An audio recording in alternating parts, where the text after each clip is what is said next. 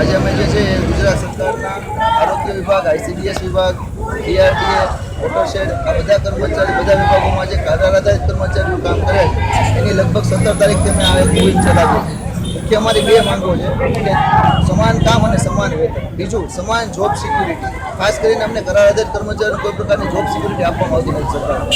ભાઈ તમે આજે 11 માસના કરાર પૂરો થાય પછી આવનારા સમયમાં અધિકારી રિન્યુ કરે પણ ખરા અને ન પણ કરે, એટલે કે સમાન એટલે કે કર્મચારી અધિકારીની આપણે માંગણી સંતોષી ન શક્યા તો આપણો કરાર રિન્યુ થાય પણ ખરો ન પણ થાય, એટલે લગભગ એવું જ થાય કે ન થાય, કારણ કે એનું ધારું ન થયું, કસ્ટમરનું કામ ન થયું એટલે અમારો કરાર રિન્યુ થતો નથી.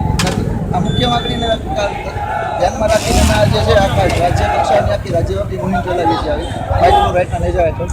અમે કરાર આધારિત કર્મચારી એટલું જ કહેતી કે સમાન કામ સમાન વેતન. કરાર આધારિત કર્મચારી અને કાયમી કર્મચારી બંને સેમ જ કામ કરે, સરખું જ કામ કરે, તો શું કામ એને બે વચ્ચે આટલો બધો પગારનો ભેદભાવ? એને 40,000 મળતા હોય તો માત્ર 4,000 અમારા કર્મચારી કરાર આધારિત કર્મચારી 4,000 મળે, નો એને PFનો લાભ મળે, નો ગ્રેજ્યુએટનો લાભ મળે, નો કોઈ પ્રકારના આરોગ્યના વીમાનો લાભ મળે. તો સરકાર પાસે અમારી મુખ્ય આ જ માંગ છે કે ભાઈ તમે બધા કર્મચારીઓ સમાન ગણો. અમે તમારા હાથ પગત છીએ ત્યારે તમારી યોજનાઓનું અમલીકરણ આટલું સારી રીતે કરી શકીએ. બધા એવું બધા કે કર્મચારીઓ જે છે જરૂરિયાત તો છે, તો સરકારની જરૂરિયાત ન હોય તો અમે તમને છૂટા થઈ જવા માટે તૈયાર છીએ, પણ સરકારને જરૂરિયાત છે તો અમને શું કામ આવી રીતે પારસી લે છે, એટલે કે પૂર્વાગ્રહ રાખીને કામ કરે.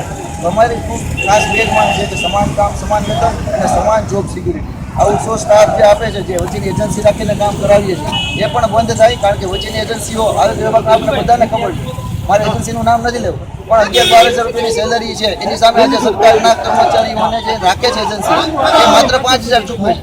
તો એક કર્મચારી 6,000 રૂપિયાનો ગાળો ગણો અને રોજના 100 કર્મચારી હોસ્પિટલમાં કામ કરે, તો આજે આરોગ્ય વિભાગમાં આટલું મોટું શોષણ થતું હોય, સરકારની સામે થતું હોય, પણ માત્ર પોતાની એજન્સી છે એટલાને લઈને એ ચાલવા દેવું એ વ્યાજબી વસ્તુ.